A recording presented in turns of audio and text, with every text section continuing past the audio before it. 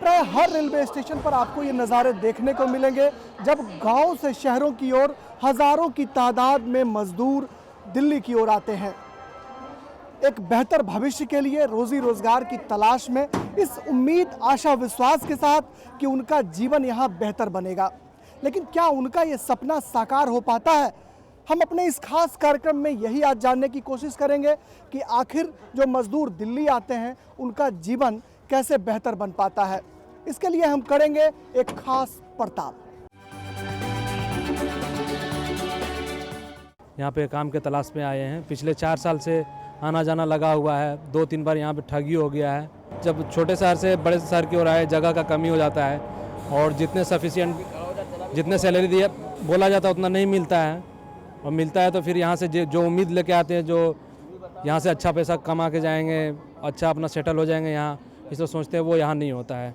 बस आस टूट जाता है। हाँ, कमाएंगे, घर ले जाएंगे, देंगे गार्जियन को, और क्या। वहाँ पर पेट जब भर ही जाता था, यहाँ आने से क्या फायदा था। दिल्ली दिल्ली दिल्ली दिल्ली दिल्ली दिल्ली दिल्ली दिल्ली दिल्ली दिल्ली दिल्ली दिल्ली दिल्ली दिल्ली दिल्ली।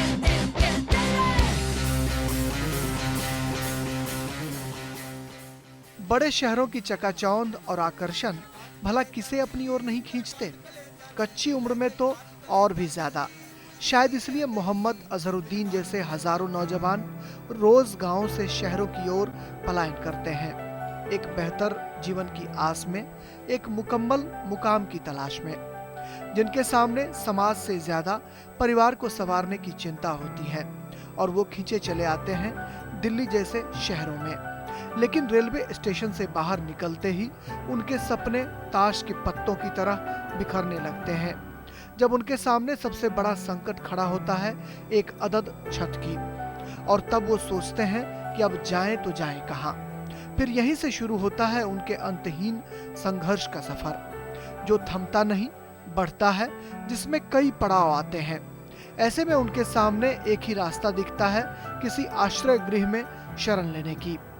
फिर उन्हें चिंता सताती है रोजगार की। वो यहाँ वहाँ रोजगार की तलाश में भटकते हैं, और सबसे आसान राह नजर आता है मजदूरी का, जहाँ ठेकेदार या यूं कहें बिचौलिए उन्हें काम का स्टाइल समझाते हैं, और कोई राह नहीं निकलता देख वो ठेकेदार के चंगुल में फंसते चले जाते हैं।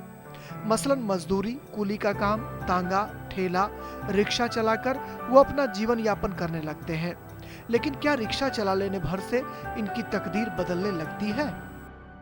मुझे लगता है ऐसे लोगों की जो समस्याएं मुख्य रूप से शहरों में होती है, एक बहुत बड़ा समस्या है, जिसमें आश्रय की समस्या है, शेल्टर की समस्या है, एक्सेस टू हेल्थ केयर की समस्या है, आइडेंटिटी एक बहुत बड़ी समस्या के तौर पे उभर करके आती है। आइडेंटिटी के साथ बहुत सारी स्कीम्स हैं, खास करके शहरी गरीबों की अगर हम बात करें, हम ग्रामीण गरीबों के लिए तमाम प्रकार की स्कीम की देखते हैं कि स्कीम्स है, लेकिन शहरी गरीबों के लिए कोई एक स्कीम नहीं है।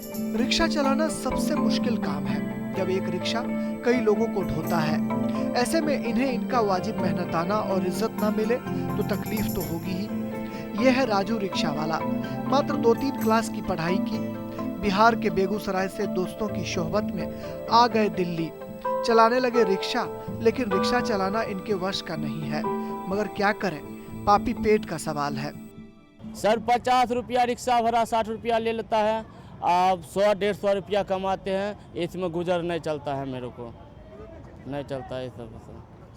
इस सब में इज्जत भी नहीं है, जिसको भी मुंह करना है वो भी 2 गाड़ी दे देता है। बिहार में एक कानून लागू हुआ 1975 में, रिक्शा चालक जो है रिक्शा मालिक होगा।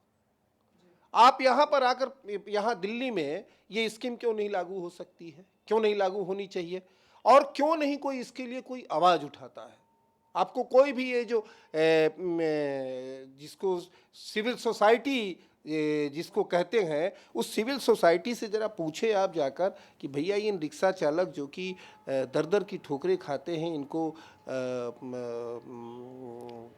खाने पीने रहने और तमाम तरह की जिल्लतों के बाद, तमाम तरह की परेशानियों के बाद जो मालिक का जो एक दबाव, उसमें रिक्शा मालिकों का जो दौर, कम से कम उससे मुक्ति का रास्ता तो बनाए।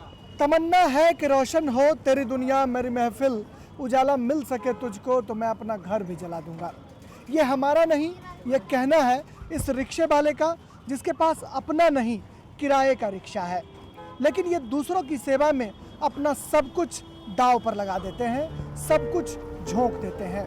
कोई नीति या कार्यक्रम नहीं होने की वजह से रिक्शा चालकों को यातना का शिकार भी होना पड़ता है। यहाँ पुलिस वाले जो है तो हम लोग को तंग करता है। पुलिस वाले जहाँ रिक्शा लेके 1 मिनट भी खड़े हुए तो सुहा मार देता है, पंचर कर देता है। पंजाब में खेती नेगेटिव इसके होने के चलते और असम में सब जगह, महाराष्ट्र में रोजगार के अवसर घट जाने के कारण लोगों को लौटना पड़ रहा है। इसलिए, लेकिन इसका कतई मतलब नहीं है कि वहाँ रोजगार के अवसर बढ़े हों बिहार में। अगर वहाँ से लौट के आते भी हैं पंजाब से तो भागते हैं आसाम, फिर आसाम में 2 महीने के बाद से फिर गोवा भागते हैं। तो इस तरह से वो अगर ट्रेनों में आप जाएंगे तो लोगों को मिल जाएंगे। तो पता चला कि साल भर में 4 जगह घूम गया है, तो अगर 2 महीने के लिए घर आ गया, फिर वहाँ काम नहीं मिला, फिर वहाँ चला गया। रिक्शों के परिचालन से जुड़े कई पहलू और भी हैं। मसलन एक रिक्शा या ठेला जिस पर सामान लदा हो और दूसरा व्यक्ति उसे अपने हाथ से धक्का देता हो। ये दृश्य देखकर आप भी चौंक सकते हैं कि कैसे एक व्यक्ति रिक्शा खींचता है और दूसरा उसे पीछे से धक्का देता है। ये दूसरों का बोझ तो ढोते हैं, लेकिन इतनी कमाई नहीं होती कि परिवार का बोझ ढो सकें। बहुत कठिन होता है। गरीब आदमी को पेट के लिए बहुत मेहनत करना पड़ता है, तब जो है समझ लीजिए। क्या परिवार का काम जो है, रोजी रोटी, बच्चों की पढ़ाई, सब कुछ चल जाता है? नहीं गुजारा होता है। कितना पैसा कमाते हैं और प्रतिदिन कितनी आमदनी? अब कभी 400 होता, कभी 200 होता, कभी 90 होता। सर, रिक्शे के इंतजार में बैठे ये वो लोग हैं जिन्हें रिक्शे पर बैठने का नहीं, उन्हें धक्का लगाने के लिए बुलावे की प्रतीक्षा है। जिन्हें धक्का लगाने के लिए महज 7 से 10 रुपए मजदूरी मिलती है, जो अपनी कमर तोड़ मेहनत से बालू की रेत पर सपनों का महल बनाते हैं, क्योंकि शाम होते ही उन्हें महल नहीं भूख की याद आती है।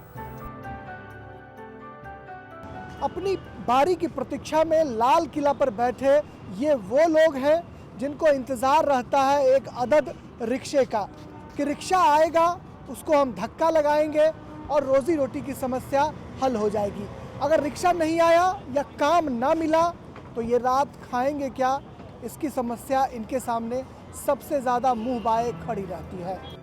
पड़ताल के सिलसिले में गलियों की खाक छानते छानते जब हम पहुंचे सड़कों पर तो हमने संदीप को देखा। संदीप पैर से लाचार है। पहले कुछ काम कर लेते थे, लेकिन काम के दौरान जख्मी हो गए, काम छूट गया, अब फिर से रोजगार की तलाश है। चोट की दिक्कत हो गई थी, एक्सीडेंट हो गया था ना, तो इसका इलाज उलूज करवाया। अब थोड़ा पैसे की दिक्कत हो रही है, रिक्वेस्ट कर रहा हूँ बीडी वाइस का या एसटीडी का कोई काम मिल जाए। धक्का लगाने वाले मजदूरों की माफिक ही कुछ इनका भी दर्द है। हालांकि शमशाद भाई कारपेंटर हैं, मुरादाबाद से आए हैं अपना घर-बार छोड़कर दूसरों के घरों को चमकाने के लिए। शमशाद भाई जैसे सैकड़ों लोग दिन भर ग्राहक की प्रतीक्षा में बैठे रह जाते हैं। अगर काम ना मिला तो इनका भी चूल्हा चक्की बंद। सरकार से ये मांग करना चाहेंगे ताकि जो मजदूर आदमी है इनको जो है भरपूर मजदूरी थोड़ी मिलनी चाहिए, बच्चों का जो पालन भी होना चाहिए। सुबह शाम तक बेचारे खड़े होते हैं, किसी को मिल जाता है तो कर लेता है, ना तो भूखा सो जाता है। बाजी पटरी पे भी सोना पड़ता है। सेंटर में भी मतलब ये है, अगर देते हैं तो 10 रुपये 6 रुपये मतलब किराया लेते हैं। परेशानी ये पड़ती है कि अगर काम नहीं है तो थाली बैठे रह जाते हैं और अपने बच्चों को जैसे भी गुजारा करने के लिए यहाँ आते हैं दिल्ली में, तो यहाँ पर जो मुश्किल पर मुश्किल यही होती है कि मतलब बेरोजगारी ज़्यादा पड़ती है। हमें तो काम मिलना चाहिए। कई लोग ऐसे भी हैं जो कहते हैं कि भले ही दिल्ली में मजदूरी थोड़ी अधिक मिलती हो, लेकिन अपना गांव ही बेहतर है, जहां रहने के लिए घर तो है। तो गांव ही अच्छा है। तो गांव के अंदर तो थोड़ा सा ये है कि काम धंधे में थोड़ा सा कम है, वहाँ काम पूरा तरीके से नहीं मिल पाता है, और यहाँ भी आते हैं तो यहाँ भी पूरा तरीके से काम नहीं मिलता है। अब सवाल है कि अगर अपना गांव बेहतर है तो प्रदेश कमाने की जरूरत क्या है? क्या अच्छा नहीं होता कि हम अपने गांव में ही अपना रोजगार ढूंढते और परिवार के साथ रहते? लेकिन हम ऐसा सोचते नहीं हैं, बस लोगों के बहकावे में आकर मजदूर बन जाते हैं। ट्रैक्टर चलाते हैं, आइसक्रीम बेचते हैं, होटलों में काम करते हैं, स्टॉल लगाते हैं, रात रात भर जगकर बाजारों और मोहल्लों की रखवाली करते हैं, ऑटो चलाते हैं, सब्जियां बेचते हैं, रातों में ट्रकों पर लदाई का काम करते हैं। फुटपाथ पर खाते हैं और फुटपाथ को बिस्तर और आसमान को चादर समझकर सो जाते हैं, जहां कई बार पालतू जानवरों और बच्चों में फर्क नजर नहीं आता। शायद इसीलिए भी खुले आसमान में जीवन बसर करने के अलावा इनके पास कोई चारा नहीं होता। निगमबोध घाट के पास एक ऐसा ही इलाका है जहां एक रैन बसेरा है, इसके बावजूद इसे होमलेस हब कहा जाता है। ये शहर के निर्माता हैं तो शहर में इनका भी उतना ही अधिकार है जितना हमारा अधिकार है, और चूंकि ये सबके लिए घर, सबके लिए टॉयलेट, सबके लिए तमाम सुविधाएं दे रहे हैं, तो हम लोग भी कहीं ना कहीं एक सिटीजन होने के नाते और हम लोग को वो सुविधाएं दे रहे हैं, कहीं ना कहीं हमारे इकोनॉमी को भी सब्सिडाइज करने वाला यही तबका है। तो हमको भी कहीं ना कहीं इनके अधिकारों को, केवल ये कि चैरिटी के लिए कि नहीं हम आपको कुछ देते हैं, इनके राइट्स को, इनके अधिकारों को हमें सुनिश्चित कराना पड़ेगा। ये एक नागरिक के तौर पे हमारा जिम्मेवारी है, और सरकार एक वेलफेयर स्टेट के नाते सरकार की जिम्मेवारी है। यह है 21वीं सदी में दिल्ली की तस्वीर, जिसमें दो चेहरे हैं। एक तरफ ये मेट्रो और दूसरी तरफ सड़कों पर ये दंदनाती हुई गाड़ियाँ। सड़कों पर दंदनाती हुई गाड़ियाँ और इन मेट्रो के बीच एक फासला है इन आसमान के नीचे रह रहे इन लोगों का, जो खुले आसमान के नीचे रहने को विवश हैं, जिन्हें एक अदद छत भी मैसर नहीं है। संयुक्त राष्ट्र मानवाधिकार आयोग के 2005 में किए गए एक अध्ययन के मुताबिक दुनिया भर के मुल्कों में तकरीबन 10 करोड़ लोग ऐसे हैं जिनके पास घर नहीं है। भारत में 2001 में हुए जनगणना के आंकड़ों के मुताबिक लगभग 50 लाख लोग ऐसे हैं जिनके पास रहने के लिए अपना मकान तक नहीं है। ऐसे में ये लोग आश्रय गृहों और झुग्गी झोपड़ियों में रहने को मजबूर हैं। इसके अलावा 19.5 लाख लोग ऐसे हैं जो बिल्कुल बेघर हैं, जिसमें 60% ग्रामीण और 40% शहरी आबादी है। आश्रय अधिकार अभियान और दिल्ली मानव विकास रिपोर्ट 2006 के अनुसार दिल्ली में लगभग 1 लाख लोग बेघर हैं, लेकिन गैर सरकारी आंकड़े 1.5 लाख के आसपास हैं। यहाँ हमें लेना होगा एक छोटा सा ब्रेक, लेकिन ब्रेक के बाद जब लौटेंगे तो आपको दिखलाएंगे कि कैसे इन मजदूरों को स्वास्थ्य की समस्याओं से दो चार होना पड़ता है।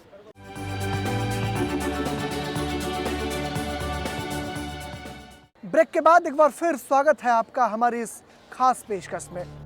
दिल्ली में रह रहे मजदूर बड़े बड़े कल कारखानों के निर्माण में अपनी महती भूमिका निभाते हैं।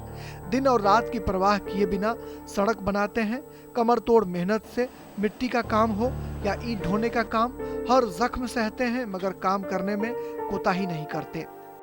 यहाँ जो है रहने के साधन नहीं है आदमी को, यहाँ जो है बहुत परेशानी आदमी को, लेकिन क्या करेगा मजबूरी में, कहीं लग रही है वहाँ से भगाना शुरू करता है। चेहरे की भाव शून्यता बयां करती हैं कि कभी इनके जीवन में बहार आई ही नहीं। शायद यही वजह है कि दिल्ली को सजाने, संवारने और बनाने के बावजूद अब तक इनके सामने पहचान का संकट बना हुआ है। दिल्ली में रहने वाले ये मजदूर महज सड़कों का निर्माण ही नहीं करते, बल्कि बड़ी बड़ी इमारतें बनाते हैं, बड़ी बड़ी अट्टालिकाओं का निर्माण करते हैं, या यूं कहें कि एक शहर को बसाते हैं, लेकिन इनकी अपनी दुनिया नहीं बस पाती। मेट्रो रेल के तीसरे चरण का काम प्रगति पर है। पहले चरण से लेकर अब तक मेट्रो रेल को पटरी पर दौड़ाने में मजदूरों की भूमिका किसी से छिपी नहीं है। चाहे मामला अंडरग्राउंड हो या ग्राउंड का हो या फिर फ्लाईओवर के ऊपर का हो, इन्होंने हर हाल में आसमान में सीढ़ी लगाने की कोशिश की है। या यूं कहें कि मेट्रो की रफ्तार इन मजदूरों की रफ्तार पर टिकी है तो अतिशयोक्ति नहीं होगी। मेट्रो के परिचालन को सुनिश्चित कराने के दौरान इन्हें दुर्घटनाओं का शिकार भी होना पड़ा। आपको शायद याद हो कि वैशाली मेट्रो रूट पर लक्ष्मी नगर मेट्रो स्टेशन के पास निर्माणाधीन ट्रैक धंसकर गिर गया था, जिसमें कई मासूम मजदूरों की जानें चली गईं।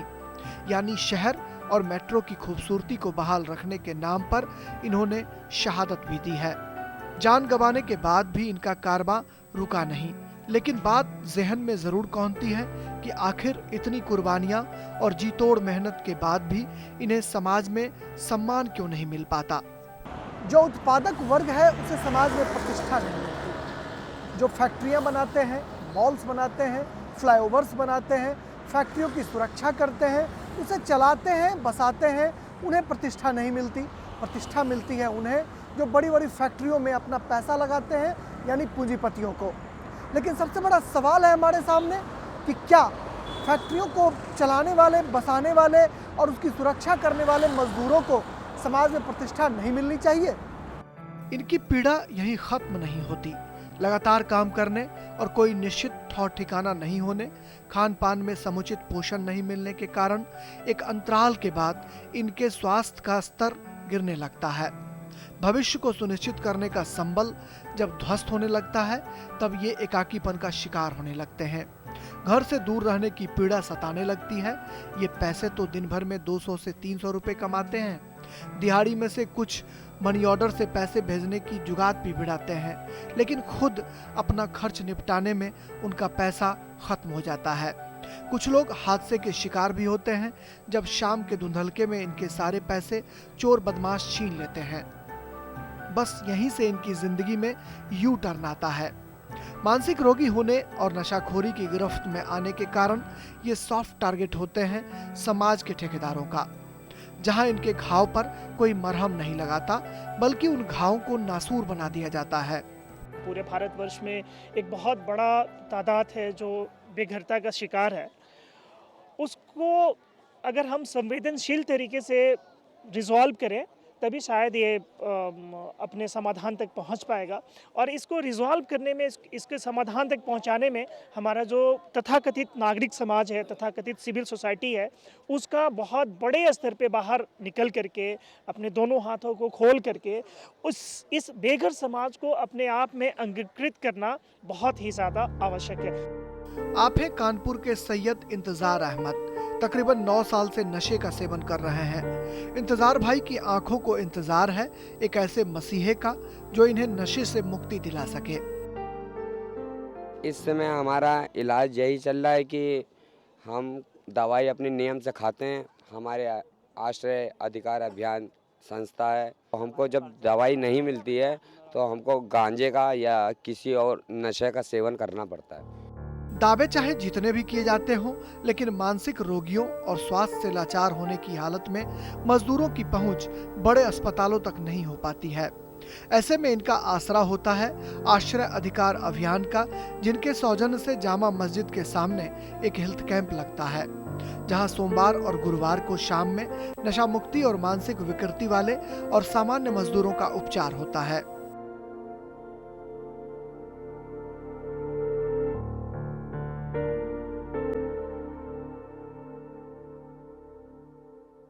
बगल में दिल्ली गेट पे जो LNJP हॉस्पिटल है, वहाँ पे हम भेज देते हैं।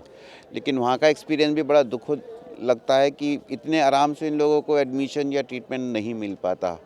और कई बार तो ये एक्सप्लेन करते हैं आके कि हमें कोई घुसने भी नहीं देता हॉस्पिटल में, बाहर से ही भगा देते हैं। ये सब वो लोग हैं जो सड़क पे रहते हैं, सड़क पे सो जाते हैं। यहाँ से दवाई लेंगे और हम लोगों का जो टाइम है वो भी इसी हिसाब से, जब ये काम अपना ख़त्म करते हैं, दवाई लेते हैं, अपने घर जा सड़क पे या रैन बसेरे में जहाँ पे भी जाके सो जाते हैं। बेघर हस्तक्षेप समूह और बेघर मानसिक स्वास्थ्य कार्यक्रम के बैनर तले लगने वाले हेल्थ कैंप की खास बात यह है कि यहाँ मनोरोगियों की चिकित्सकीय परामर्श के साथ साथ उन्हें न्यायिक सुविधा भी प्रदान की जाती है।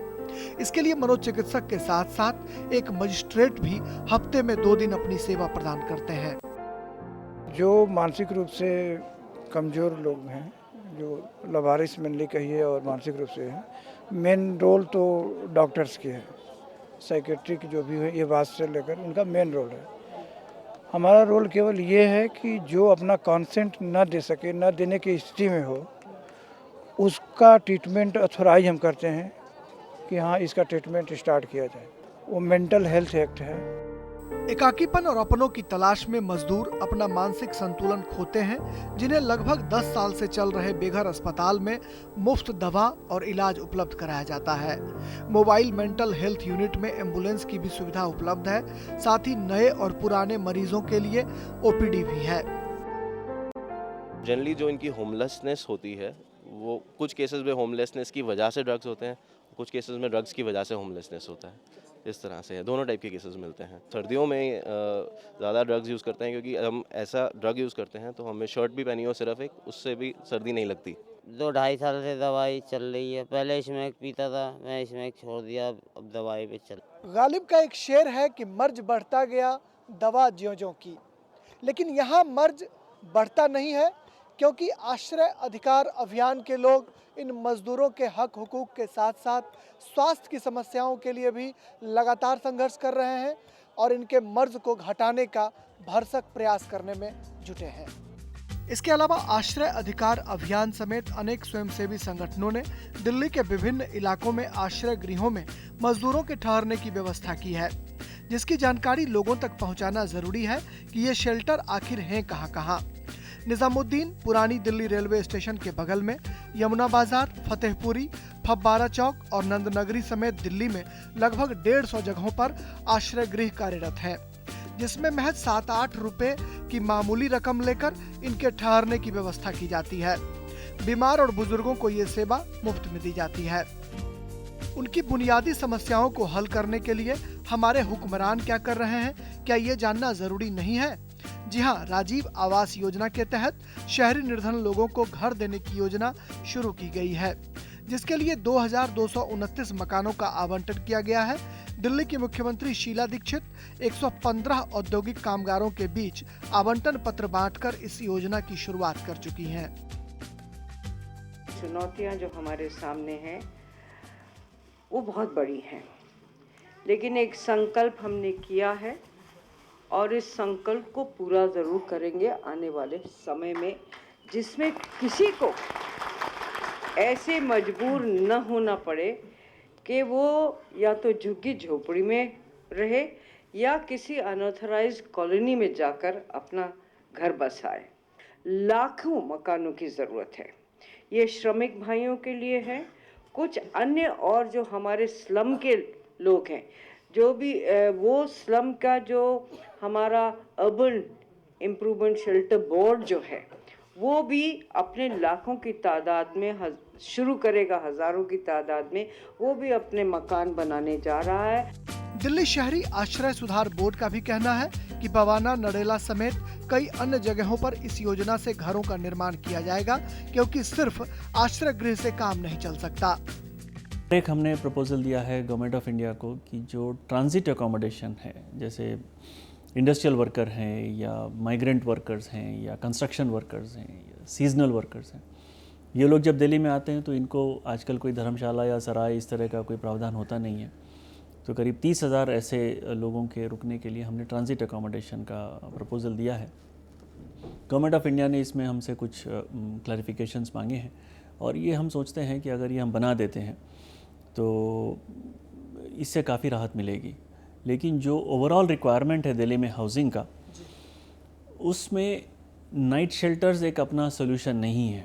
नाइट शेल्टर्स अमूमन लोग कहते हैं कि नाइट शेल्टर बनाना चाहिए, but housing is a larger objective and a far more stabler solution.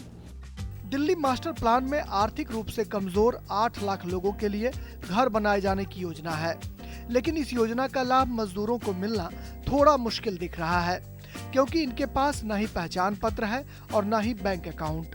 हालांकि कई स्वयंसेवी संगठनों ने आधार पहचान पत्र के सहयोग से एटीएम और बीसी कार्ड बनाने की कोशिश की है, लेकिन ये प्रयास बहुत कम लोगों तक पहुंच पाए हैं।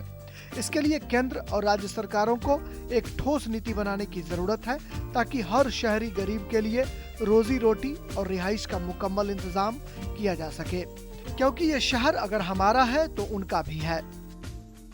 जितना अमीरों का है ये शहर, उतना ही गरीबों का है। ये शहर जितना दिल्ली में 200 साल से 400 साल से रह रहा है उसका है, जो 2-4 दिन से आ रहा है, 2-4 दिन से आया है, उसका भी शहर है। दिल्ली सरकार को और एमसीडी को ये दो की बहुत बड़ी जिम्मेवारी बनती है। सुप्रीम कोर्ट ने भी इनके गरिमामय जीवन पर प्रकाश डालते हुए आवास के अधिकार को प्रमुखता से चिन्हित किया है। कोर्ट ने अपने हालिया फैसले में हर 1 लाख की आबादी पर दिल्ली में एक शेल्टर बनाए जाने की वकालत की है। शहर की धड़कन और चमक दमक में अपनी छाप छोड़ने वाले लोगों को राशन कार्ड और चुनाव पहचान पत्र आदि मुहैया कराया जाना भी लाजमी है, ताकि वो भी लोकतंत्र के महापर्व में शिरकत कर सके। रोटी, कपड़ा और मकान और सेहत, शिक्षा और सम्मान सभ्य समाज में रहने वाले लोगों की मूलभूत जरूरत मानी जाती है। ऐसे में पूरे समाज को संवेदनशील होने की जरूरत है। इनके माथे पर सहानुभूति के हाथ फेरने की जरूरत है, ताकि वो कभी कह न सके तमाम उम्र मेरा दश्त मेरे साथ रहा, तमाम उम्र तमन्ना रही कि घर जाता। महज दिल्ली ही नहीं, तमाम महानगरों को बसाने में इनकी बड़ी भूमिका रही है। ऐसे में हमारी और आपकी दोनों की जिम्मेदारी बनती है कि इन्हें पहचान और सम्मान के संकट से उबारें, इनके साथ अच्छा बर्ताव करें। इसी उम्मीद, आशा और विश्वास के साथ हम आपसे अब लेना चाहेंगे अलविदा। किसी दूसरे जनहित के विषय के साथ हम जल्द हाजिर होंगे। तब तक के लिए नमस्कार। दिल्ली दिल्ली दिल्ली दिल्ली दिल्ली दिल्ली दिल्ली दिल्ली दिल्ली दिल्ली दिल्ली दिल्ली दिल्ली दिल्ली दिल्ली दिल्ली दिल्ली